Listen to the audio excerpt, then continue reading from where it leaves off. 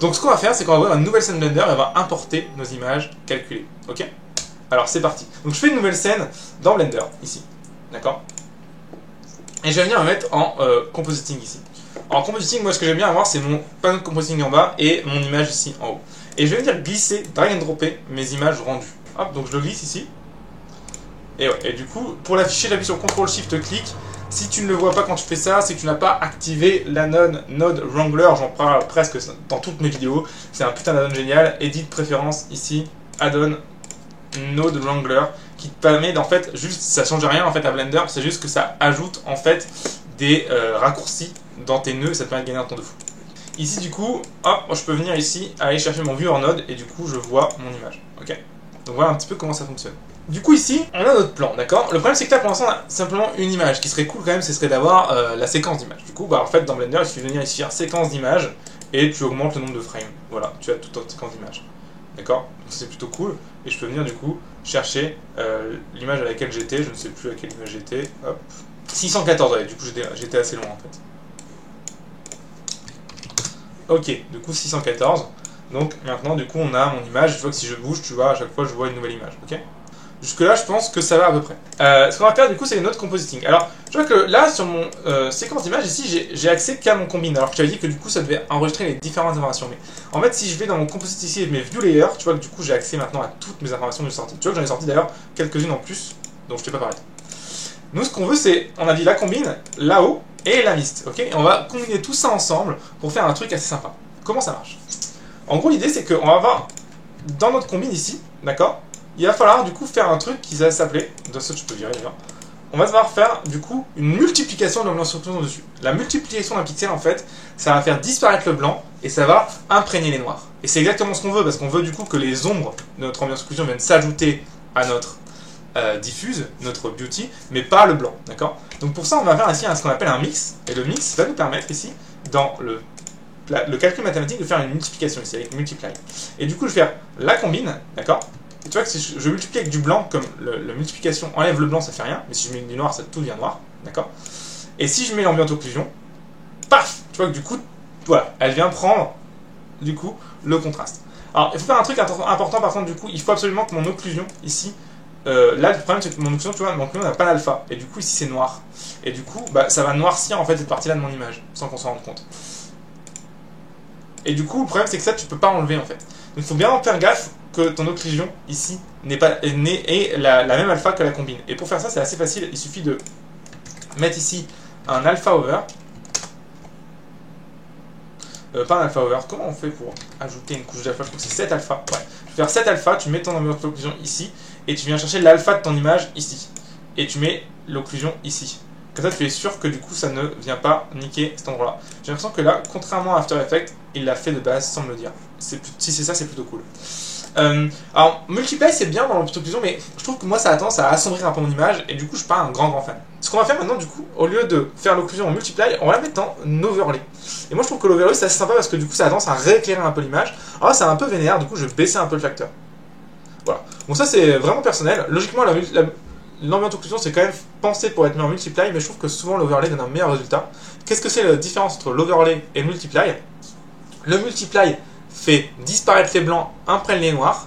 L'overlay c'est pareil mais avec les gris. Du coup ça va imprégner les blancs et les noirs. Du coup on va avoir du rééclairage et de l'assombrissement alors que du multiply on n'aurait que de l'assombrissement. Du coup ce qui a tendance à évidemment assombrir un petit peu l'image. Ceci étant fait, maintenant comment on ajoute notre mist, comment on ajoute notre atmosphère dont je te parlais qui est si importante? Eh bien c'est franchement pas très compliqué en fait. Ce qu'on va faire c'est que on va venir ici chercher encore un mix. Et là, du coup, au lieu de faire un multiplier, on va juste faire un mix classique. On va dû refaire juste où c'est l'atmosphère, ou c'est de l'image. Et du coup, on va mettre l'image en premier, d'accord? Et on va mettre en facteur ici, non pas en image. Imaginons que là, mon atmosphère est rouge pour qu'on la voit bien. Et en facteur ici, on va mettre le mist. Pouf! Et du coup, tu vois que maintenant, du coup, le fond est rouge, d'accord? Et ça, c'est très cool, du coup. Évidemment, l'atmosphère, c'est pas rouge, c'est plutôt dans les bleus comme ceci. D'accord? Alors évidemment, si c'est trop puissant, évidemment, on a tendance à avoir de l'atmosphère, mais l'atmosphère, c'est très faible. Donc du coup, je vais utiliser ici un mathématique pour pouvoir, ici, multiplier la valeur de ma mist par une valeur un peu moins importante, comme 0,1. Et tu vois, du coup, là, on a vraiment cette mist intéressante, vraiment cette atmosphère. Ça, c'est beaucoup plus réaliste que ce qu'on avait avant. D'accord? Pas bien? Bien. Par contre, du coup, on va le baisser un peu, je pense que 0,5 ça suffit. Je vais essayer de l'amener aussi un peu plus vers l'avant, parce que là, du coup, elle est vraiment pas visible vers l'avant, et c'est un peu dommage. Pour ça, du coup, je vais utiliser une courbe, d'accord? Ici. Alors, je vais enlever pour l'instant mon multiply pour bien voir ce que je fais. Et la courbe, je vais vraiment venir forcer, voilà, les valeurs ici. Et du coup, là, on a une atmosphère un peu plus présente, tu vois. Et du coup, maintenant, j'ai plus qu'à faire ça. Ok. Et on voit du coup la différence, hein, tout de suite. Hop, je vais encore forcer la courbe, je pense. Voilà. Et là, du coup, on commence à avoir une image qui est compositée et qui est pas trop mal, tu vois. Ça, c'est vraiment pas trop mal du tout, ok. C'est vraiment pas trop mal du tout. Alors, pour faire le fond, du coup, là, moi, comment j'ai fait ça? Maintenant qu'on a ce compo qui est en place, comment ça fonctionne derrière? Bah, du coup, tu vois qu'il nous manque encore un morceau ici, parce que du coup, ici, c'est blanc, c'est noir, en fait. Et du coup, ce qu'il faut faire là, je vais pas le faire, mais je vais t'expliquer comment il faut faire. Pour venir replacer le morceau qui manque ici, on va aller dans ta 3D, tu vas juste faire une scène vide avec la caméra, juste la caméra, et tu vas faire un rendu de l'image qui est derrière en fait, de l'arrière-plan. Juste, ça peut être une image, on s'en fout en fait. Et après, tu vas venir intégrer cette image directement ici. Alors moi, ce que je vais faire, c'est que je vais le faire sur une image fixe, du coup ma caméra ne va pas suivre, d'accord, donc ça marchera seulement pour une image, et toi tu vas le faire pour, évidemment, toutes tes images. Du coup, la caméra va suivre, tu auras le même flou, tout va être calé, d'accord. Ce sera vraiment bien différent. Donc tu vois que souvent on va pas hésiter à séparer nos rendus. On aurait pu très bien aussi mettre l'image directement dans la 3D, mais pourquoi on fait ça en deux rendus? Ça va nous permettre du coup en compositing de pouvoir gérer la colorimétrie de l'image différemment de la colorimétrie de l'avant-plan. Et du coup on va pouvoir réétalonner un peu plus facilement pour être sûr que tout matche parfaitement. Ok, j'ai une image de western ici là, bim. Et du coup, donc elle ressemble à ça l'image. Hein. Ok. Et du coup je vais balancer ces montagnes là à la fin derrière, tu vois. Et du coup, pour faire ça, c'est assez facile. Il suffit de mettre ici un mix shader, un mix sur la première partie de l'image, donc cette combine ici. Donc ici, c'est pas très compliqué. On va faire non pas un mix, mais un alpha over.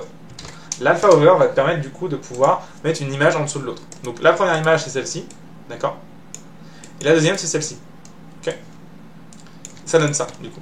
On a notre image qui est en dessous. Alors ça, par contre, ça m'énerve. Ça, c'est un truc de Blender qui m'énerve vraiment, c'est que du coup, tu prends par contre du coup le ratio d'image de ton rendu. Alors évidemment, heureusement, il y a une solution, c'est de venir ici se faire de mémoire un scale. Ici, et du coup, tu peux lui dire render size peut-être. Oui, c'est render size, pardon, autant pour moi. Et du coup, voilà, il n'y a plus de problème. Ok? Autre problème que nous avons ici, évidemment, c'est que tu vois, le décor il est droit alors que nous notre image elle est de travers, tu vois.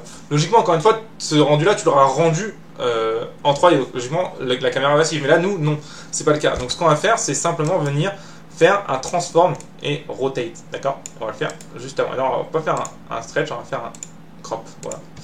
Donc ici, hop, je vais regarder ça et je viens venir faire un transform dessus.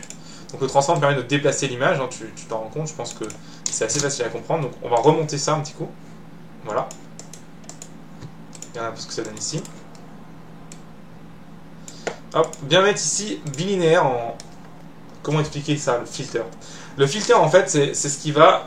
C'est le calcul qui va être fait sur les pixels quand ils vont tourner pour plus ou moins les lisser en fait. D'accord.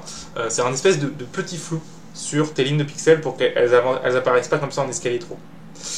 Du coup, si tu mets nearest, en fait, c'est juste qu'il n'y en a pas. Donc, du coup, c'est des choses un peu crénelées, tu vois. Là, on le voit, c'est un peu crénelé. Si je mets bilinéaire, pouf, ça devient beaucoup plus flou. J'espère que tu vois, parce que vu la compression, ça va être un peu compliqué, mais on va me faire confiance ici. Et du coup, ce qu'on va faire ici, c'est que je vais mettre l'angle de mon image aussi. Du coup, je vais la tourner, tu vois. Je vais tourner mon image dans le bon sens.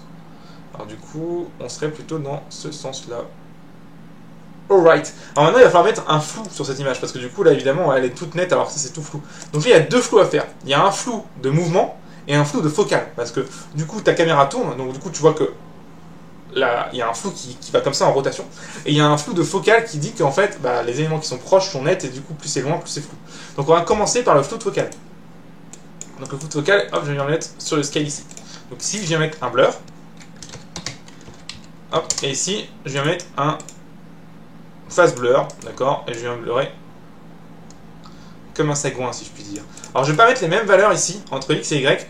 Y aura deux fois la valeur de x parce que les bokeh que j'ai fait sur la caméra sont anamorphiques, c'est-à-dire que le flou est un peu plus en hauteur qu'en largeur, tout simplement.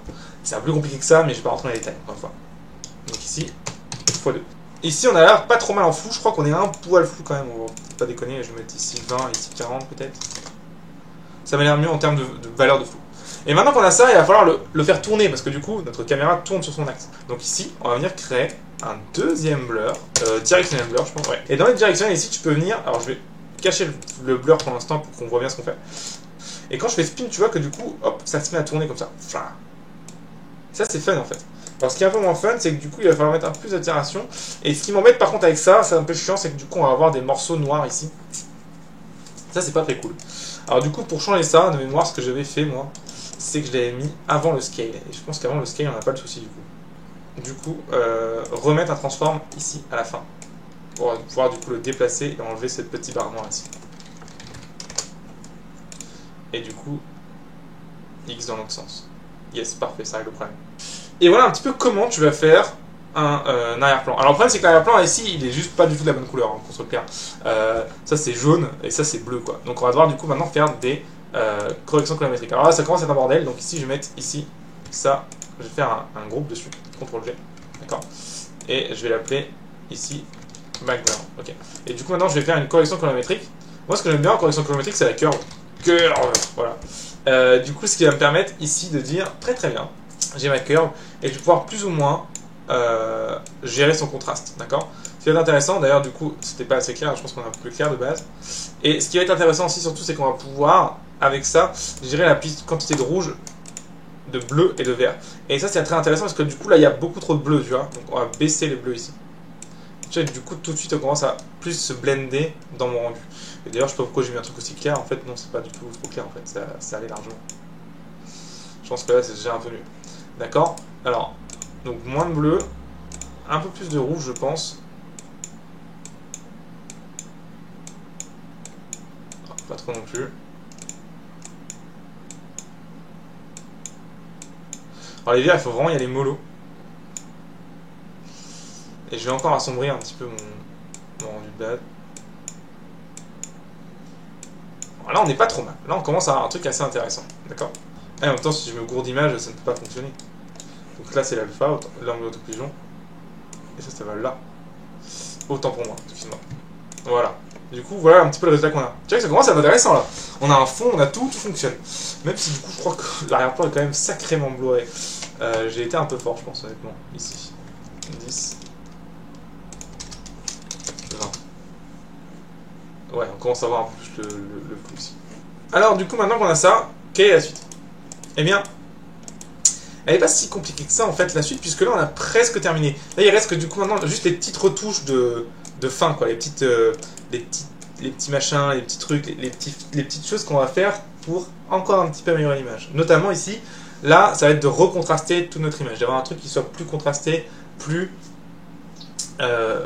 présent en termes de couleur, en termes de tout, quoi, d'accord. Donc pour faire ça ici, on va simplement venir dans le résultat, d'accord, donc voilà, j'ai tout ça là qui donne mon image ici. Et le résultat, on va lui mettre encore une fois un coup de curve pour pouvoir le gérer comme on veut. Hop, donc on va contraster un petit peu mon image. Donc je vais baisser ma courbe pour aller chercher un peu des noirs et baisser ma courbe pour aller chercher un peu des blancs.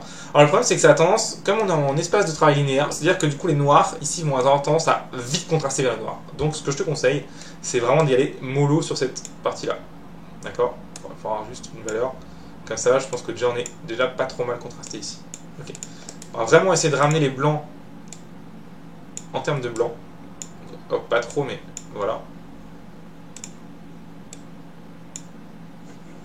Et ça m'a l'air pas trop mal là. Maintenant, du coup, ce qu'il faut qu'on fasse, c'est que on va rajouter un petit peu de glow. Le glow, c'est quoi? Le glow, c'est le fait que, tu vois, quand tu as une source de lumière vraiment vénère, en fait, en termes de soleil, et là pour le coup il fait super chaud, tu auras un petit peu de lumière qui va baver autour des zones très lumineuses. Ça c'est le glow. Comment on fait un glow?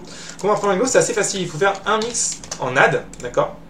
Et en fait il faut mettre l'image finale et tu l'additionnes avec l'image finale mais floutée. Donc, et tu mets l'image ici finale en addition. Alors là ça va faire un truc hyper cramé, c'est normal, tu vois, c'est hyper blanc. Mais si ici je viens flouter tout ça, du coup, tu vois là, on commence à avoir une espèce de petite lueur diffuse un peu sympa. Le truc c'est que du coup là ça fait un petit peu Alice au Pays des Merveilles, quoi, c'est un peu vénère comme glow. Donc ce qu'il faut faire c'est juste avant recontraster le glow. Il y a peut-être un apprendre genre compositeur. Il y a un apprendre, j'ai peut-être la solution du coup. Du coup là on a un apprendre, tu vois, qui fait seulement une couleur. Sauf que nous on veut du rouge, vert et bleu. Du coup ce qu'on va faire c'est qu'ici on va lui mettre en sortie ici un separate RGB. RGBA, mais du coup on veut juste nous contraster le RGB, le A on s'en fout. Et du coup on va mettre 3 map range, un pour R, un pour G et un pour B. Et ici on va faire un combine RGBA pour remettre tout ensemble après. Un composite combine. D'accord, donc l'alpha lui bouge pas, c'est toujours pareil. Le rouge sera celui-là, le bleu sera celui-là, le vert pardon. Et le bleu, ce sera celui-là. Ok, ceci étant fait, du coup, maintenant qu'on a ça, on va pouvoir se dire, bon, très bien, très bien. Ça devrait me donner la même image que tout à l'heure, d'accord? Et ça me donne bien la même image que tout à l'heure. Mais du coup, l'intérêt, c'est maintenant, je peux gérer moi-même la valeur des channels différemment en les remappant comme je veux. Alors, ça n'a pas trop d'intérêt de pouvoir les gérer de manière indépendante, d'accord? Ce serait possible, mais ce serait honnêtement un peu chiant. Donc, ce qu'on va faire, au lieu de faire ça, c'est de faire des nœuds de valeurs qui vont gérer les trucs pour nous, en fait. Donc, c'est parti. Nous, ce qu'on veut pouvoir faire, c'est gérer sur chaque valeur ces 4 valeurs-là. 0, 1, 0, 1. Évidemment, on veut que tout soit clampé, parce qu'on veut surtout pas qu'ils viennent nous mettre des valeurs négatives, ces petits salauds. Tout ça, ce sera notre groupe. CTRL-G, qu'on va appeler MapRange. D'accord, c'est un MapRange, mais RGBA. Ah, même plutôt RGB. D'accord, donc c'est un MapRange, mais pour la couleur. Tu vois, voilà, c'est ça qui est intéressant aussi avec le concept nodal. Et ça, tu pourrais pas vraiment le faire avec After, c'est quand même assez compliqué. Là, tu peux créer tes outils, en fait. Tu peux créer tes nœuds, d'accord, en fonction de tes besoins. Ça, c'est vraiment cool. Ok. Et du coup, maintenant qu'on a notre MapRange personnalisé, il faut juste pouvoir sortir les valeurs pour qu'on puisse les contrôler de l'extérieur. Du coup, on va venir faire sortir ceci. D'accord. Ceci. D'accord. Ceci. Et ceci. D'accord. Je dis qu'il fallait sortir ces 4 valeurs. Et du coup, ce qu'on veut, c'est que ces 4 valeurs soient les mêmes partout. Donc, du coup, pareil. Hop. Hop. Hop. Hop. Et du coup, là, on pourra faire comme la curve, mais du coup, sans ce problème de valeur négative qui foutait la grosse perte partout.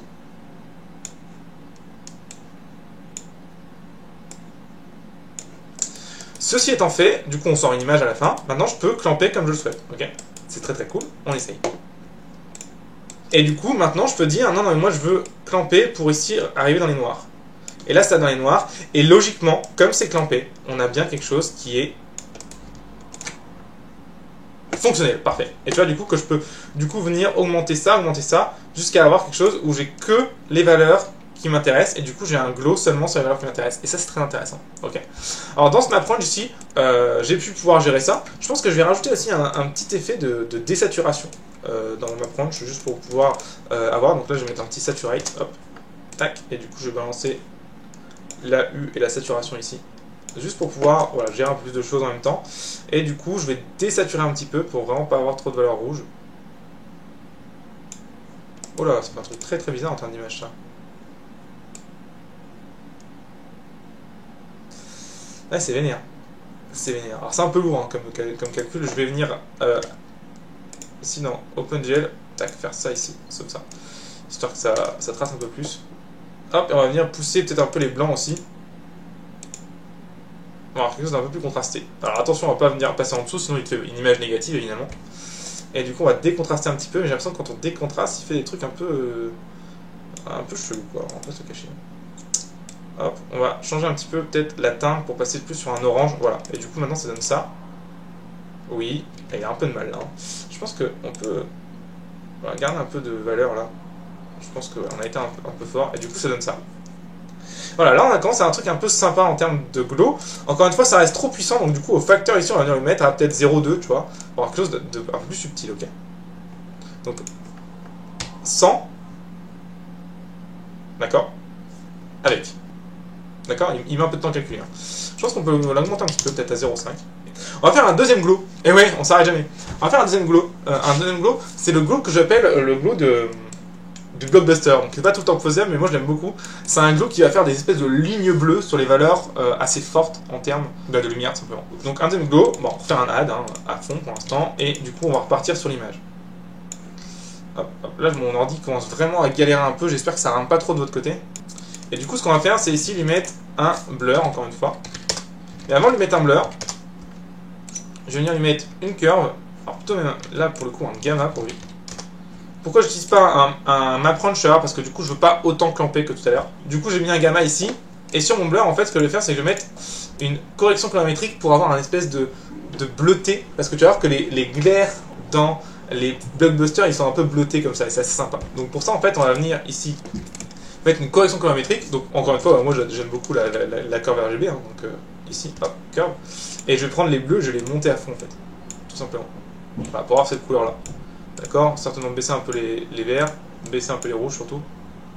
Voilà, c'est vraiment ce bleu là que je veux. Et je vais pousser les bleus et pousser je pense aussi les noirs et les blancs surtout. On va prendre un truc un peu comme ça, pas trop. Ok, c'est pas mal ça. Ça, je vais le bleurer à mort, avec un phase gaussien, mais seulement sur X. D'accord? Donc comme ça. Pour avoir une espèce de ligne comme ça, tu vois. Alors ça va être un peu lourd, voilà, un truc comme ça, tu vois. Et tu vois, c'est ce genre de truc là que je cherche à avoir. Ce genre de ligne là qui est vraiment sympa. Et je vais mettre un petit peu de valeur sur Y, peut-être 2, juste pour que ce soit un peu moins rêche, tu vois, un peu moins rigide. Ceci étant fait, du coup, maintenant, je peux mettre ça en addition directement là-dessus. Bam! Et tu vas voir que du coup, voilà, on a cet effet un petit peu blockbuster qui apparaît, tu vois, ces espèces de lignes qui sont là. Et ça, c'est très cool, tu vois. Évidemment, comme d'habitude, c'est beaucoup trop fort, donc tu te calmes dessus et tu mets 0,25. Et voilà, là, on n'est pas trop mal. Alors, je pense qu'on peut le mettre peut-être à 0,5 et par contre, venir le contraster un peu plus derrière. On va peut-être venir finalement caler encore une fois ce fameux map range ici qui va peut-être nous servir. Alors du coup, qu'est-ce que ça donne en valeur? Ici, évidemment, c'est beaucoup trop vénère. 0,2, 1. Alors, 0,05 peut-être. 0,01. Et du coup, ici, j'espère que ça va pas être trop pénible à gérer, on va voir. Allez, fais-moi fou. Ouais, c'est pas trop mal, là, on commence à avoir ce que je cherchais, tu vois. Et on commence à avoir ces petites lignes bleues un peu sympas, tu vois, ici, qui font un peu blockbuster, et ça, c'est très cool. On a presque fini, parce que du coup, là, c'est très bien, mais notre rendu est encore un peu palo, hein. On est d'accord que notre rendu est encore un peu palo. Maintenant, avec le compo derrière, du coup, ça l'a rendu un petit peu palo. Donc, ce qu'il faut faire maintenant, c'est juste remettre un petit coup de contraste derrière. Et ça, bah, encore une fois, tu l'as deviné, la fameuse curve, qu'on aime beaucoup. On va venir, du coup, juste rechercher les noirs, parce que du coup, en faisant ça, là, on a, tu vois, tout est venu un peu palo, tu vois. Donc ici, je vais venir ici dans les black level et venir dire, hop, je veux un petit peu de valeur, s'il te plaît. On va regarder ce que ça donne. Ouais, on n'est pas trop mal, là, on n'est pas trop mal, encore un peu, peut-être.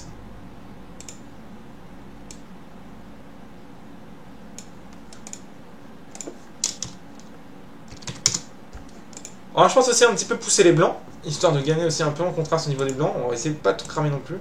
Et genre, comme là, je pense que j'ai tout cramé. On va voir. Ouais, là, j'ai cramé. Et là, je vais enlever un peu de bleu parce que du coup, les bleus là, c'est quand même un peu vénère. Donc ici, je vais venir dans mes bleus. Ici, je vais venir, hop, baisser un petit peu ça. Les rouges, ici, en hauteur, clac, comme ça. Et les bleus dans les sombres, comme ça. Du coup, j'ai été un peu vénère sur les bleus, on va tout cacher. Hop. Ah, ok, ça m'a pas l'air trop mal. Peut-être pas baisser les rouges tant que ça dans les sombres. Après, là, il y a quand même, l'image est quand même fort bleue. Hein. L'image est quand même fort bleue. On va essayer de monter un peu les rouges. Ici. Et hop, je pense que ça c'est un peu vénère. On va mettre à 0,2. Bon, tu vois, après, tu vois, voilà, le composing après ça donne la retouche comme ça au fur et à mesure. Tu vas tâcher des valeurs, tester, voir un peu ce que ça donne. Là, ça m'a l'air un peu mieux. Même si je le trouve encore un peu palo en termes d'image. Bon, c'est pas trop grave, on va laisser comme ça. Je suis pas entièrement satisfait de ce que j'ai fait. Je préfère le composing que j'avais fait sur la version 1 du trailer. Mais bref, au moins tu vois comment ça fait. L'idée, c'est pas non plus de passer la vie dessus. Comme je t'explique en plus, du coup, je rate pas mal de petites choses. Il y a une dernière chose à faire, c'est un truc que j'adore, c'est le lens distortion. Le lens distortion, c'est ça. Ça va te permettre en fait de pouvoir balancer, de imiter en fait une distorsion de lentille, et tu vas voir que c'est vraiment trop marrant ça. Donc là je vais mettre ça, là, pouf, et du coup je vais mettre une distorsion par exemple à 0,5 pour que tu vois un peu ce que ça fait. Et tu vois voilà, ça imite une distorsion de lentille, comme ça c'est vraiment marrant, moi j'aime beaucoup. Évidemment là c'est beaucoup trop fort, j'ai compris, il faut vraiment être limite avec ça, tu vois, tu mets 0,25 peut-être. Un truc vraiment limite, mais tu vois, c'est un truc dans la vie, et distorsion de lentille, t'en as tout le temps, parce que tes caméras, elles vont forcément déformer ton image, en fait. C'est limite, il n'y en a pas beaucoup, mais il y en a, en fait. Donc il faut vraiment le mettre. Et pareil, la dispersion de l'aberration chromatique, c'est la dispersion, c'est ta couleur ici, plus elle va sortir du cadre, plus les rouges, verts et bleus vont se séparer. Donc du coup, ici, pareil, tu peux mettre distorsion, tu peux mettre ça à 0,2 par exemple, tu vois que du coup, on va gagner. Ici, on va avoir le vert et le rouge se séparer sur le bord de l'image ici. Et voilà, ça donne ça. Ok, bon là, c'est beaucoup trop vénère, je vais mettre 0,02. Excuse-moi. Et du coup, ça donne vraiment un petit peu comme si tu filmais via une vieille lentille, tu vois. Et c'est assez marrant, genre le truc. Moi, j'aime assez bien. Et voilà un petit peu ce que ça donne, tu vois. Et du coup, c'est ça trop mal. Je pense que la distorsion est encore un peu vénère. Je vais mettre à C'est des choses subtiles à faire ça, hein. Sinon ça fait vite très cheap, très bizarre, ok? Donc des choses subtiles à faire, détends-toi avec ces effets, j'en vois tout le temps partout, moi les gens se sont vénères dessus, calmez-vous les gars.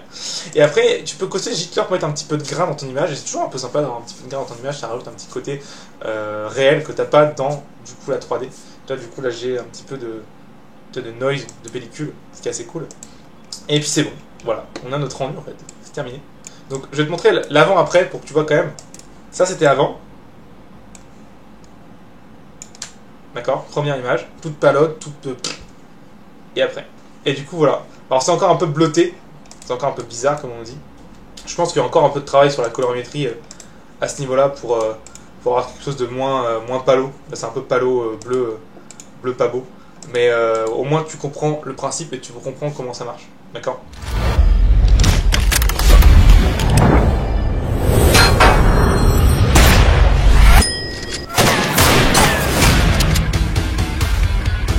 Si t'es arrivé jusqu'ici, c'est forcément que l'animation 3D et les effets spéciaux t'intéressent. C'est pour ça que je veux te permettre d'aller plus loin qu'un simple tuto. En fait, j'ai envie de te proposer, de t'offrir ma méthode ultra simple et ultra efficace pour éviter les 7 erreurs les plus fatales qu'un artiste 3D puisse subir. Mon Dieu, tu n'imagines pas les mois que j'aurais gagné si j'avais connu cette méthode quand j'ai démarré. Donc voilà ce que je te propose de faire. Tu vas cliquer ici, maintenant, pour obtenir cette méthode complète gratuitement. Oui, c'est gratuit, c'est sans bullshit, ça vaut réellement de l'or et tu peux l'appliquer directement dans tes projets. Alors, qu'est-ce que tu fais encore ici? Clique.